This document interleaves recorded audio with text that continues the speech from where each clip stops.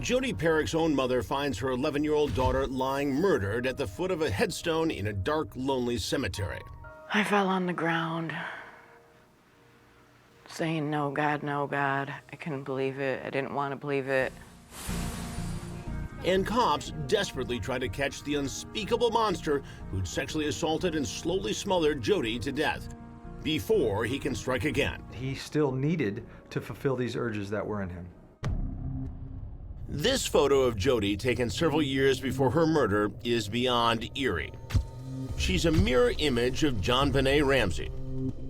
And strangely, the circumstances surrounding the investigation of Jodi's death are almost a carbon copy of the notorious JonBenet case, casting a dark cloud of police suspicion over her own family, just like it hung over JonBenet's family.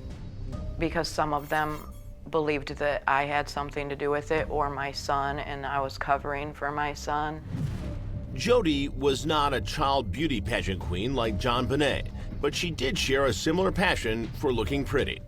What do you think she would have become? She said that she wanted to be a cosmetologist because when people feel pretty, it makes them happy, and she wanted to make people happy.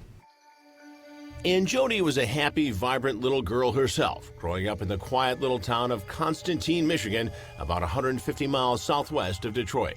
She loved animals and fishing and bike riding, and swimming, playing dress up, singing, football, her friends. She just loved life. Then one day, Jodi would ride her bike to a friend's house after school with her 13-year-old brother Darren at her side to see that she arrived safely. She never came home.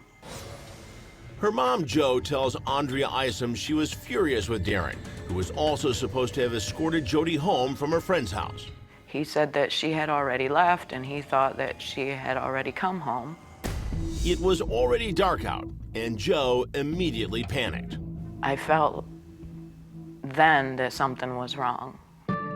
It just so happened that an uncle of the friend Jodi had visited was a reserve police officer named Raymond McCann. And he said that he would help me look for her. Family members and friends joined the search, scouring the town for hours in several cars trying to find Jodi. The schools, the parks, her friends' houses. I went to the police station 3 or 4 times that night.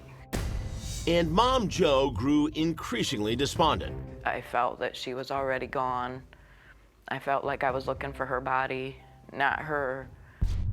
Ironically, Officer McCann asked if anyone had looked in the cemetery near Jodi's home. And of course, we're all like, no.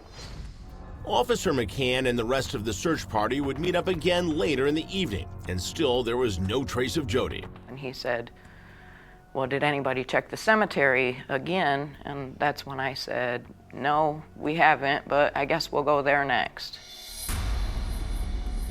Jo's carload of searchers are the first to arrive there, and sure enough, they find the first sign of her daughter.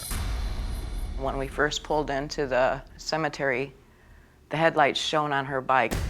Then, a mother's worst nightmare. We saw her laying on the ground. I fell on the ground, saying, "No, God, no, God." I couldn't believe it. I didn't want to believe it. Mom Jo returned to the cemetery with Crime Watch Daily's Andrea Isom and painfully relived that terrible moment she found Jodi dead. Her hair was all pulled over her face. I kneeled down on the ground and I was holding her, and I pushed her hair back out of her face. She just looked like she was sleeping. Investigators would ultimately learn that Jodi had been sexually assaulted before being slowly smothered with a plastic bag tied around her head. I guess it's easier to think that she didn't have to suffer as much, but I can imagine sitting there with the plastic bag over your head for a half an hour. But Jo's emotional agony would grow even more painful when cops subjected her to what she says was tough questioning about whether she may have murdered her own daughter.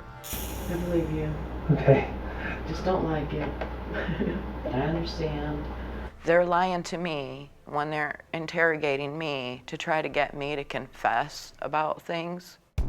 Joe says police were even tougher on her son Darren, the last person to see Jodi alive.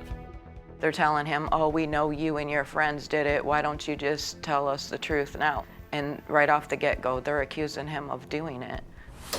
But Michigan State Police Detective Sergeant Shane Krieger says the local Constantine detectives were just doing their job. In cases like these, many times families involved, and we felt initially in this case that it was someone that knew her. So we had to look at many people close to Jodi as a potential suspect as well. Among them, one of their own, police officer Raymond McCann, who'd repeatedly encouraged the search party to look in the cemetery where Jodi was eventually found dead. The problem is he was out searching all night, and he himself never went and searched the cemetery except for coincidentally, right when the body was found. Next, Officer McCann becomes the prime suspect in Jodi's murder. I'm not going to frickin' say I did something I didn't do. I'm not going to sit here all night and go through this being accused of this and admit to something I had no part of. I'm not going to do that.